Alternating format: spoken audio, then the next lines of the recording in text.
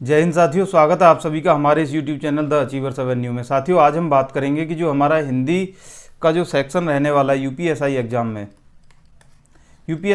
में जो हिंदी का सेक्शन रहने वाला है उसको हम बचे हुए टाइम में कैसे रिवाइज करें।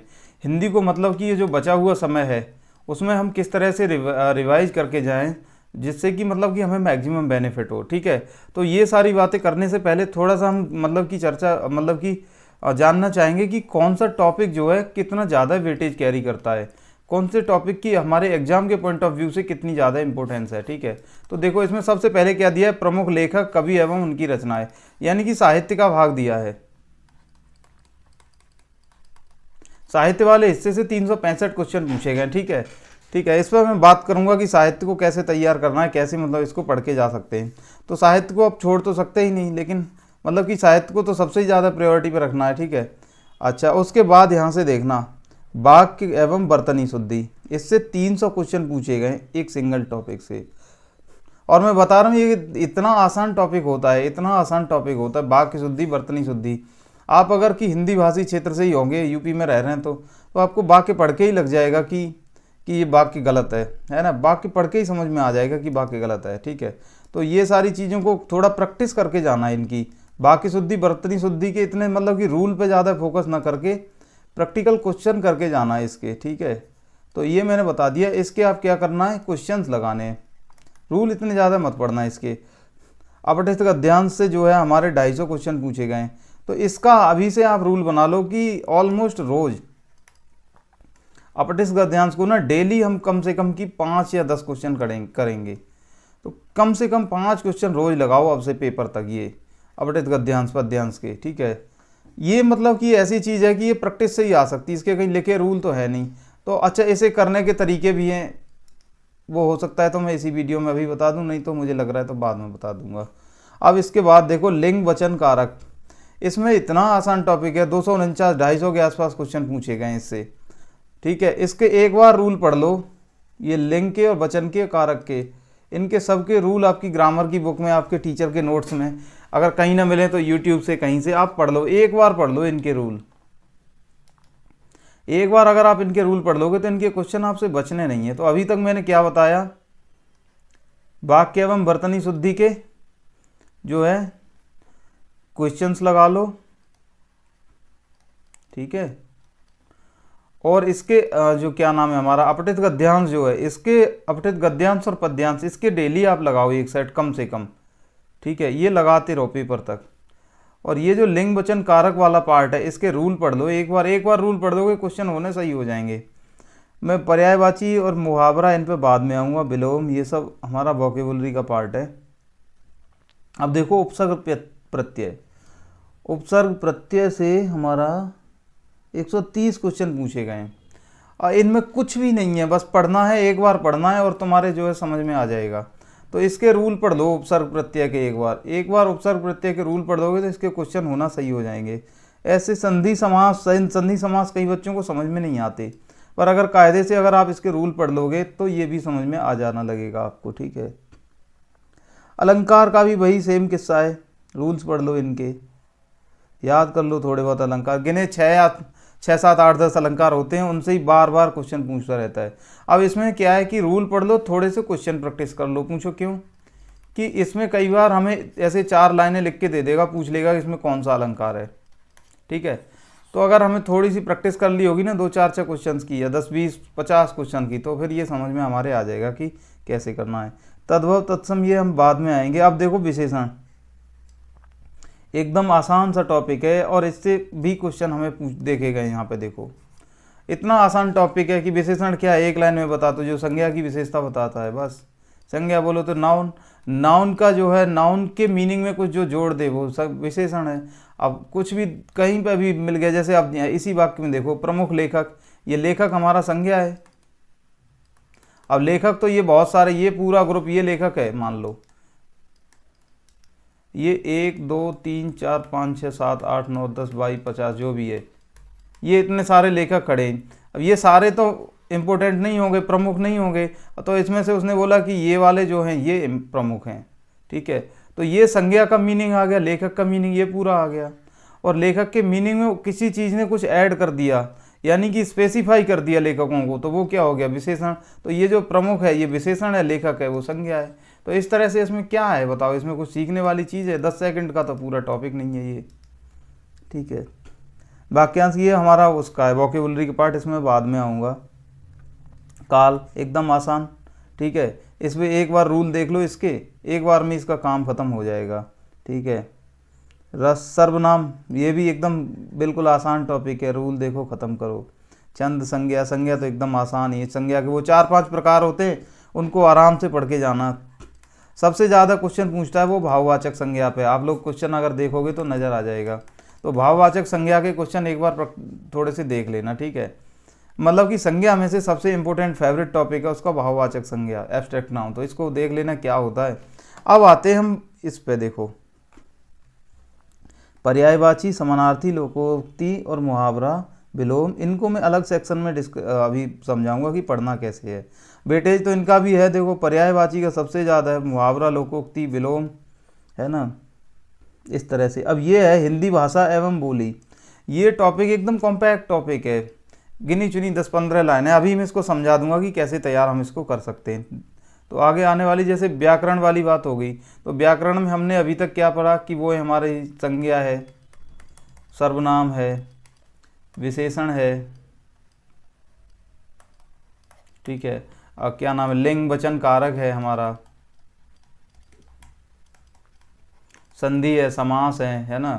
तो इन सारी चीज़ों को क्या है, एक बार इनके रूल पढ़ लो अच्छे से, थोड़े से क्वेश्चन लगा लो। रूल ज़्यादा इंपॉर्टेंट है यहाँ पे, अगर तुमने थोड़े से रूल इनके समझ लिए ना तो ये क्वेश्चन बन जाएंगे। अगर तुमने क्वेश्चन पहले नहीं भी देखा तो अभी आप बना के चले जाओगे, ठीक है। तो व्याकरण को इस तरह से तैयार कर लो। शब्दावली का वही है, जितने PYQs हैं सारे रट के चले जाओ, सारे ख़त्म कर दो, ठीक है। अब PYQs को आप ऐसे ऐसे लगा रहे हो, ठीक है, इस तरह से आपके PYQs हैं।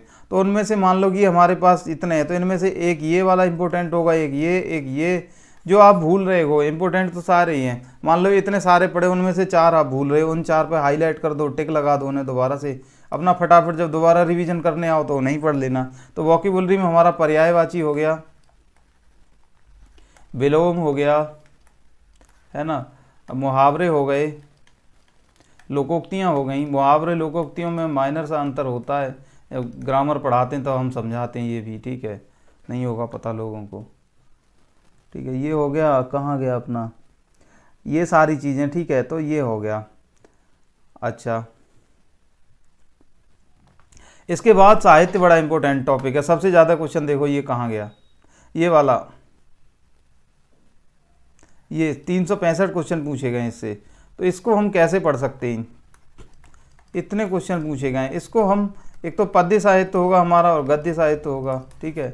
तो ये पद्य साहित्य में और गद्य साहित्य में कुछ ऐसे कवि रहे होंगे, कुछ ऐसे यहाँ पे कवि रहे होंगे, कुछ ऐसे यहाँ पे लेखक रहे होंगे जो मतलब कि बहुत ज़्यादा फेमस है, जिनका बहुत ज़्यादा योगदान है।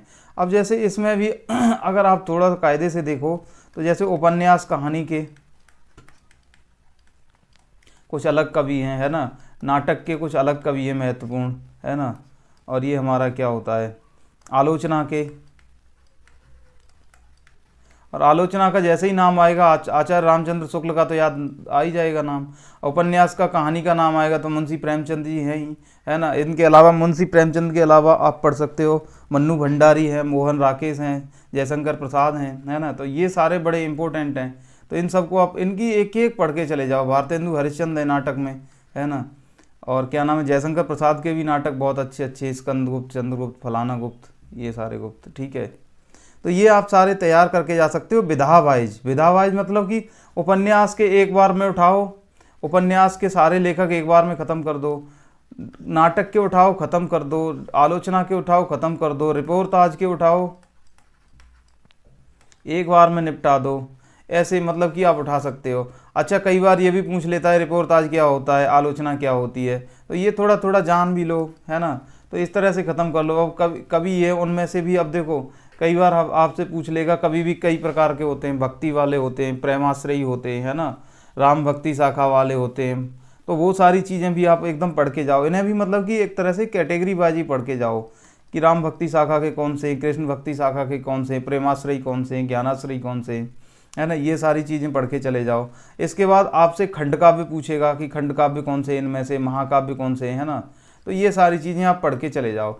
तो इनमें अब हमारी जो बात आती है कि ना कौन कौन से कवि को हम ज़्यादा पढ़ें, कौन से लेखकों को ज़्यादा हम दो इम्पोर्टेंस दें। तो ये आप सबको पता रहता है कि कौन से कवि, मतलब कि कौन से कवि ज़्यादा महत्वपूर्ण है और कौन से लेखक ज़्यादा महत्वपूर्ण है। अगर आप लोग नहीं निकाल पा रहे तो आप बता देना, मैं उसकी भी लिस्ट आपको यहीं पे प्रोवाइड करवा दूंगा, ठीक है। तो उसमें हम कैसे पढ़ सकते हैं,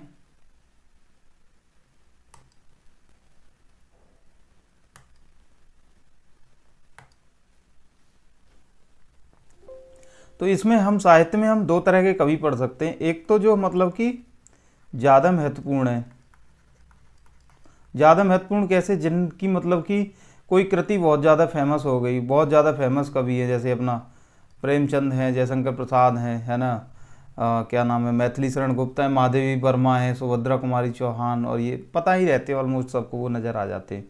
तो ये सारे आप पढ़ के जा सकते हो, ठीक है। और जो आधुनिक लेखक हैं उनमें मोहन राकेश हैं, धर्मवीर भारती हैं, है ना, ये सारे आप इनके पढ़ के जा सकते हो। दूसरा जो इम्पोर्टेंट है वो पढ़ के जा सकते हो जिनका मतलब कि नाम ज़्यादा फेमस है, ठीक है। दूसरे जो हैं वर्तमान के पूछे जाते हैं, मतलब कि करंट के, समसामयिक, समसामयिक भी पूछे जाते हैं। अब समसामयिक जो है, अगर मान लो उसने कुछ भी पूछ लिया, आप कैसे करके जाओगे। तो इसमें जो ज़्यादा इंपॉर्टेंट होते हैं वो होते हैं जिन्हें कोई पुरस्कार वगैरह मिला है, ठीक है। तो समसामयिक में आप सिर्फ उन्हीं को पढ़ के जाना जिन्हें पुरस्कार मिला है, क्योंकि अगर उसने कोई ऐसा क्वेश्चन पूछ लिया जो थोड़ा सा मतलब कि अलग है, मतलब कि जिसके बारे में किसी को पता नहीं, तो वो कोई नहीं कर पाएगा, आप क्या अकेले थोड़ी हो ऐसे। तो इसमें क्वेश्चन यहाँ से आने की ज़्यादा संभावना रहती है। जिनको देखो पुरस्कार मिला है तो इम्पोर्टेंट तो वो अपने आप ही हो जाते हैं। तो आप दो तरह के जो है कवि, यहाँ पे कवि लेखक पढ़ के जा सकते हो, जो ज़्यादा महत्वपूर्ण है, जिनने मतलब कि अपनी परंपरा में बदलाव किया है, और जो हमारे जिनके आजकल जो है पुरस्कार मिले वो। ये टॉपिक है हिंदी भाषा एवं बोली। इसके देखो ध्यान से, यहाँ से कितने क्वेश्चन पूछे गए, 135 क्वेश्चन अब तक पूछे गए। अब ये बड़ा छोटा सा टॉपिक है कि संस्कृत थी, उससे हमारी पाली प्राकृत बनी, पाली प्राकृत से अपभ्रंश बनी, अपभ्रंश कई प्रकार की थी, सौरसेनी अपभ्रंश थी, मगधी, मागधी, अर्धमागधी, पैसाची, महाराष्ट्री, ये 4-5 अपभ्रंश थी, उनसे हमारी बोलियां बन गई। बस इतनी सी है, जितनी मैंने आपको बात बताई है, बस इतनी ही बात है। इसको थोड़ा सा डिटेल में देखना है। अब इतने में से ही पता नहीं कितने क्वेश्चन पूछ लेते हैं कि ये सौरसेनी अपभ्रंश की फलाना अपभ्रंश टेकना, ये सब। तो ये अपना तैयार करके जा सकते हो। तो इस तरह से जो है आप हिंदी को मतलब कि बहुत कायदे से तैयार कर सकते हो इस तरीके से। तो अगर मैं इसको एक एक उसमें वो करूँ, समराइज करूँ, तो जो व्याकरण है उसके आप रूल देख के जा सकते हो, वोकेबुलरी है उसके आप PYQs देख के जा सकते हो, और हमारा क्या बचा, साहित्य है, साहित्य में जो ज़्यादा फेमस हैं वो, प्लस जिन्हें पुरस्कार वगैरह मिले हैं वो वाले लेखक पढ़ के जा सकते हो। और ये जो हमारा हिंदी भाषा है, भाषा तथा बोली, ये तो टॉपिक ही सारा छोटा सा है, तो ये टॉपिक को पूरे को पढ़ के चला जाओ तो हो जाएगा कल्याण। तो ये सारी चीज़ें आप तैयार करके जा सकते हो, हिंदी में आपका सही सलामत स्कोर हो जाएगा। देखो अगर तुमने अब तक तैयार कर रखी है तो बहुत अच्छी बात है, नहीं तो आप इस पर फोकस कर सकते हो। अगर सारा ही तैयार कर रखा है तो फिर तो क्या ही मतलब कि वो इन सब चीज़ों का महत्व है, ठीक है। तो ठीक है, वीडियो को समाप्त मतलब कि कंप्लीट करते हैं। थैंक यू, जय हिंद।